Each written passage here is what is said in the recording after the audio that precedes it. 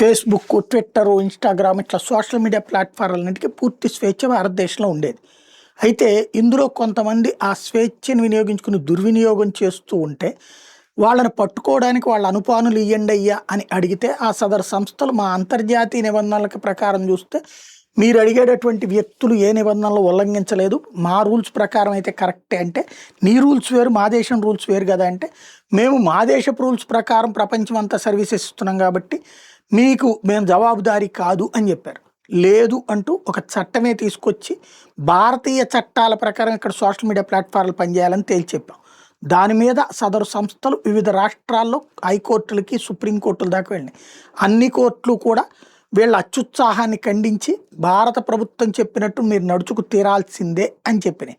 దాంతో ఇప్పుడు ఇక్కడ మూసు కూర్చున్నారు. ఈలోపు ఎక్స్ ఏదైతే మన సెల్ ఫోన్ టవర్స్ని పీకేసి టోటల్గా శాటిలైట్ టవర్స్ ద్వారానే సిగ్నల్ తెప్పించేటటువంటి ప్రయత్నంలో భాగంగా ఉన్నటువంటి స్టార్లింక్ సేవల్ని భారతదేశంలో అప్రూవల్కి సంబంధించి ఇచ్చేశారని ప్రచారం జరిగింది. కానీ ఇవ్వలేదు.